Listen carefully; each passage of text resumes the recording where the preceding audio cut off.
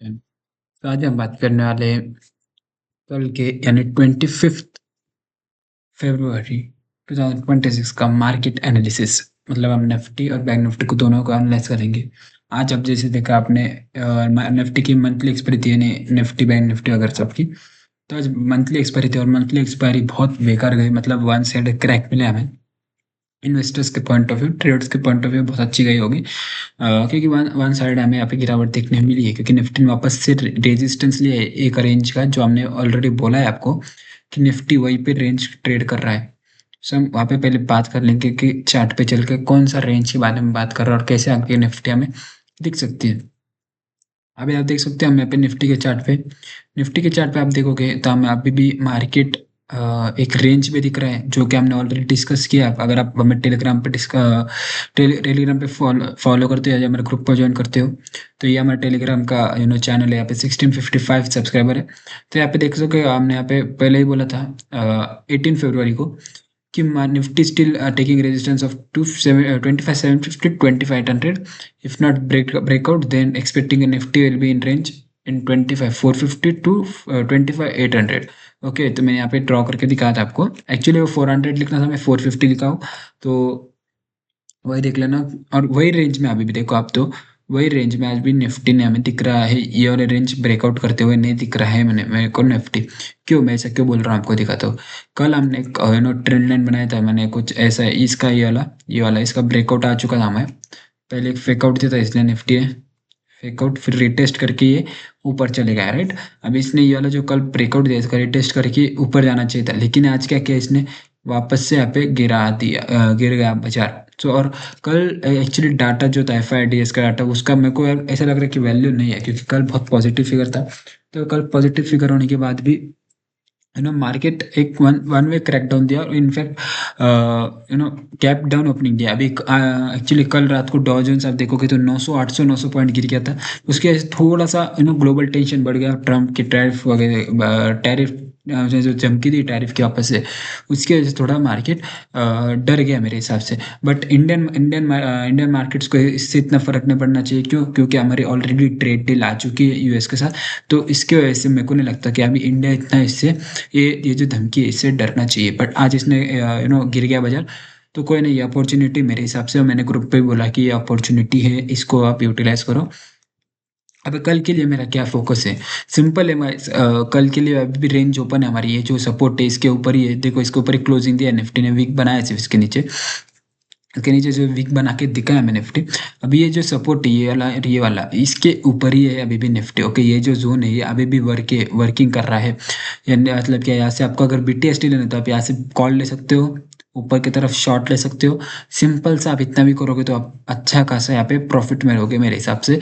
अब ऐसे बाजार में ऐसे एक रेंज के बाजार में आपको ऐसा ही देखना है कि 100-200 पॉइंट निकल ले अपने यहाँ पे। निफ्टी में बहुत हो चुका है, राइट। मैं अगर आपको 30 मिनट्स में दिखाऊँ इसका, क्योंकि 30 मिनट्स आपको पता ही होगा एक मेरे लिए इंपॉर्टेंट रेंज होता है। तो 30 मिनट्स में हमें क्या दिख रहा है, सॉरी 30 मिनट्स में क्या दिख रहा है मेरे को, कि मार्केट वापस से क्रैक डाउन लिया यहाँ पे। ये रेजिस्टेंस पे ट्रेंड रेजिस्टेंस मैंने यहाँ पे बना के दिया आपको। ये ट्रेंड लाइन रेजिस्टेंस पे वापस से बाजार ने यहाँ पे रेजिस्टेंस लिया। और यहाँ पे अगर आप देखोगे तो मार्केट ये वाले जोन पे ऑलमोस्ट 1 2 और अभी तीसरी बार सपोर्ट लेने वाला है। अगर अभी मेरे हिसाब से ये जो है फाइनल सपोर्ट हो सकता है। देखो आप, कितने बार सपोर्ट लिया मार्केट ने, 1 2 3, तो एक ट्रिपल बॉटम में बना सकता है यहाँ पे। और अभी इस बार अगर ये ट्रेंड लाइन का ब्रेकआउट आता है, जो कि देखो ये वाला है, मेरे हिसाब से आपको ये लेवल देखना है 25,680 का, मतलब 25,700 का अगर ब्रेकआउट आता है। इनफैक्ट 25,700 का ब्रेकआउट आता है तो ये शार्प फास्ट मूवमेंट होगा। और फिर वहाँ से ऊपर की तरफ हमारे पास 25,900 और 26,000 का रेजिस्टेंस हो सकता है। पर अभी मैं बुलिश हूँ मार्केट में। क्यों, सिंपल सा रेंज है, सिंपल सा ये मेरा है कि ये जो रेंज है अभी भी एप्लीकेबल है। एक फ्लैग बॉल बना रहा है, फ्लैग पोल पैटर्न बना रहा है। अगर इसका ब्रेकआउट आता है यहाँ से, तो ये बहुत तेजी से रैली करेगा, राइट।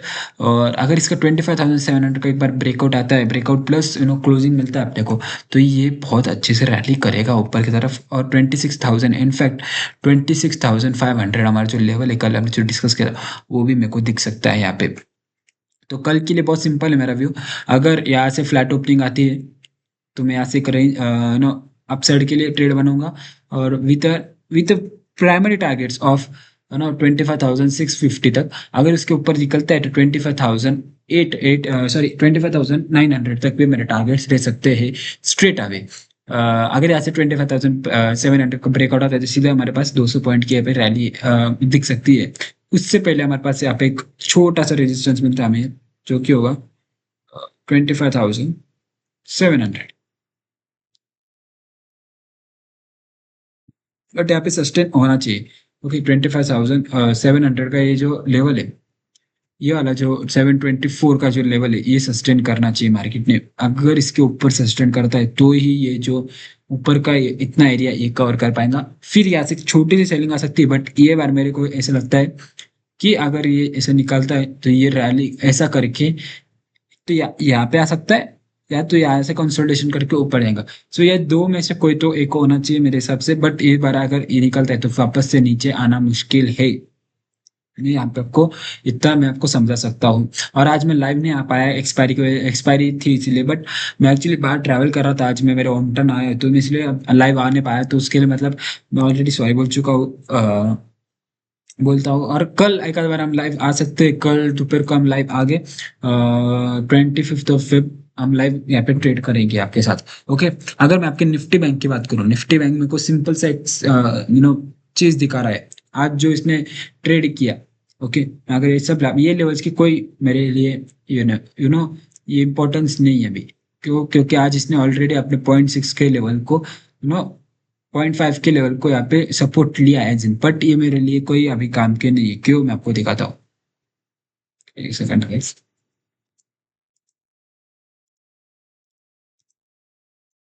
मैं इसको ड्राइंग्स को निकाल लेता हूँ।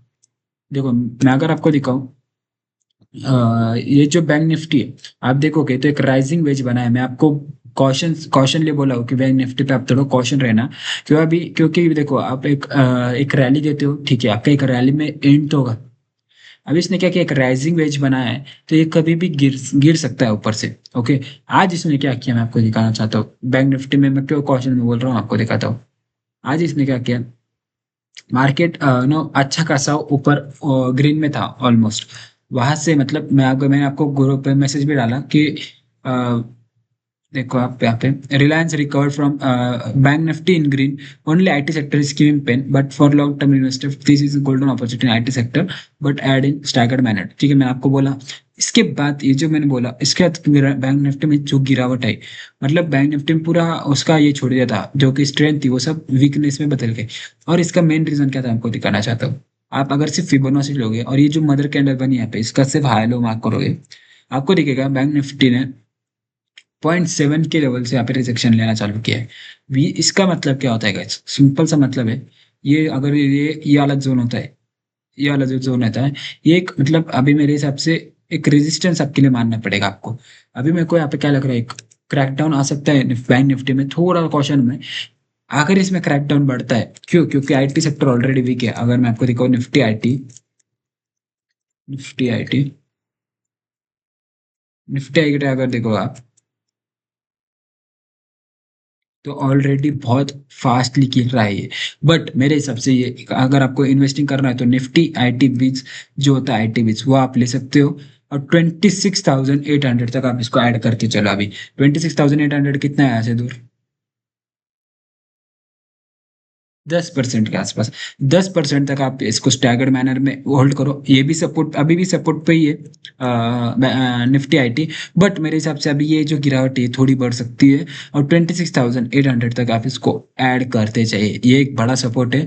आपको अगर यहाँ तक मिलता है तो आपके लिए बेस्ट अपॉर्चुनिटी फिर मेरे हिसाब से आईटी सेक्टर में। क्यों, अगर आप देखोगे निफ्टी आईटी में जो कंपनीज है, इन्फोसिस, एसएल टेक, ये आज से नहीं बहुत टाइम से इनको पता है कि ऐसे वक्त में आपको कैसे हालात चेंज करने हैं। और निफ्टी आईटी आईटी सेक्टर मतलब इंडिया के ग्रोथ में one of the biggest sector है। तो मेरे हिसाब से इवेंचुअली यहाँ से ऊपर ही जाएगा और आपको एक मल्टी बैगर रिटर्न दे सकता है। आपने अगर आईटी 20 भी लिया तो ओके, आपको एक मल्टी बैगर रिटर्न दे सकता है फिर ये। या अगर ये वाले लेवल से आपने यहाँ पे एंट्री बनाया तो अच्छे लेवल से, तो आपको उसको अपॉर्चुनिटी ही देखना है। और बैंक निफ्टी की मैं बात कर रहा हूँ, अगर इसने अपना दम थोड़ा क्यों मेरे को अभी डर लग रहा है, राइट? बैंक निफ्टी मेरे को डर क्यों लग रहा है, मैं आपको दिखाता हूँ। डेली टाइम फ्रेम पे मैंने आपको बोला कि फिबोनाची का ये लेवल है।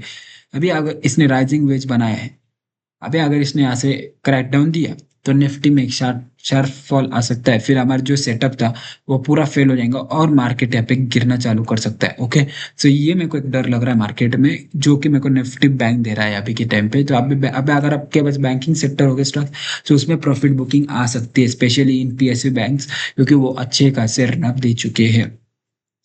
अभी अगर ये तुपता है ऐसे, मतलब बैंक निफ्टी ऐसे गिरता है, प्रॉफिट बुकिंग आती है थोड़ी सी, तो हमारे पास यहाँ पे लेवल्स कौन से हमें देखते हैं पहले। मैं अगर फिबोनाची की बात करूँ तो मेरे को सिंपल सा लेवल दिख रहा है, ये वाला। ये वाला एक जोन है हमारे पास, 59,324 टू 59,800। सो ये 400-500 पॉइंट का जो रेंज है हमारे पास, ये बहुत बड़ा रेंज है मेरे लिए। ये रेंज में आपको यहाँ पे वापस से, मेरे हिसाब से वापस से ऑल टाइम हाई लग सकते हैं निफ्टी में, बट ऐसे डबल टॉप भी बना सकता है ये, और फिर क्रैकडाउन दे सकता है। या अगर इसको ऊपर जाना है तो फिर यहाँ से रुकेगा, यहाँ से कंसोलिडेशन करेगा, फिर एक रॉकेट की तरफ ब्रेकआउट भी दे सकता है। सो दो सिनेरियो है यहाँ पे, एक ब्रेकआउट ब्रेकडाउन के। थोड़ा रिस्की है, बट यहाँ पे बाय कर सकते हो आप, क्योंकि पहले इसमें मेरे समझ पहले अटेम्प्ट में ये ऊपर जाने का ही कोशिश करेगा। बट ब्रेकआउट के बहुत कम चांसेस है इसके, क्योंकि एक तो राइजिंग वेज है, फिर बाइंग बहुत हो चुकी है ऑलरेडी ओवर बॉट में। बैंक निफ्टी ओवर 70 का RSI मंथली में एक रैली दे सकता है, बट बहुत रिस्की हो जाएगा आपको अगर आपको लॉन्ग टर्म में स्टॉक्स लेने हैं। तो मेरे हिसाब से IT से, सॉरी, यहाँ से आपको बैंकिंग सेक्टर को होल्ड करना थोड़ा रिस्की हो जाएगा, स्पेशली PSU बैंक। मैं अगर आपको दिखाऊँ PSU बैंक, निफ्टी PSU, अगर इसका आपको सिर्फ इंडेक्स दिखाओ, तो इंडेक्स ऑलमोस्ट अच्छा खासा रन अप दे चुका है। मैं अगर यहाँ से बात करूँ आपके लिए, तो पिछले ना 16-17%, ऑलमोस्ट 1%, ये हर एक दिन दे रहा है, 1 से 1.5% आपको रोज दे रहा है। तो ये क्रेजी रन अप बोलूंगा मैं इसको इंडेक्स के मुकाबले। अगर आप SBI देखो कि ओवरबॉट में कोई भी स्टॉक्स उठा लो आप, महाराष्ट्र बैंक ले लो, फिर यूनियन बैंक ले लो, पंजाब नेशनल बैंक ले लो, आपको ओवरबॉट जोन में दिखेगा। तो आपको एक अभी रिट्रेसमेंट का फोकस करना है, अभी आपको ये चलती घड़ी में चढ़ना नहीं है, आपको एक रिट्रेसमेंट का फोकस करना है। वहां से हम यहाँ पे इसमें खरीदारी चालू करेंगे। आपने अभी मेटल सेक्टर देखा, मैं अगर आपको दिखाऊं, आपको मेटल सेक्टर पे फोकस करना है। मैंने पिछले वीडियो में बोला मेटल सेक्टर में फोकस करो। आज हम ऑलमोस्ट इस पे कितना, 1% का ये तेजी था, और इसने ऑलमोस्ट हमें 233 पॉइंट्स हमें अभी दे रहा है। अगर इसने अपने ETF में भी लिया होगा तो आपको अच्छा खासा गेन मिल रहा होगा, 1.5 से 2% का। अगर आपको दिखाऊं तो 2.26% का, 2.3% का हमें यहाँ पे गेन चल रहा है। ये और भी ऊपर जाएगा और एक नया हाई लगा सकता है मेरे हिसाब से मेटल सेक्टर, तो आप इस पे भी फोकस कर सकते हो अभी भी। गिरता है उठाओ, गिरता है उठाओ, मेटल सेक्टर अभी ऐसा है। बट मेटल सेक्टर पे अच्छा रन अप दिए थे, वहां से हमें एक सेलिंग मिली, और फिर यहाँ पे 50 MA पे इसमें सपोर्ट लिया। सेम मेरे को ऐसा निफ्टी PSU बैंक में ही लगता है मेरे को। तो ऑलरेडी अच्छा खासा रन अप दिया है 50 MA पे, जो कि हमारे ये सपोर्ट है, हमने यहाँ पे सपोर्ट बना के रखा है। वहां पे आ सकता है निफ्टी PSU बैंक। अगर मैं इसका 50% भी दूंगा, अगर यहाँ से करेक्शन देखता हूँ मैं, यस यहाँ से करेक्शन देखता, तो भी हमारे पास वही लेवल है, देखो वही लेवल आ रहा है 0.6 और 0.5 का, जहाँ पे सपोर्ट आ सकता है। जो मेरे लिए ये बहुत इंपॉर्टेंट जोन हो जाता है 9,000 और 8,900 का। तो आप यहाँ पे भी इसको, फिर यहाँ पे आप खरीदने का सोचना, और फिर यहाँ पे हम लॉन्ग करने का सोचेंगे। यहाँ पे देखो तो कैसा हो सकता है वो,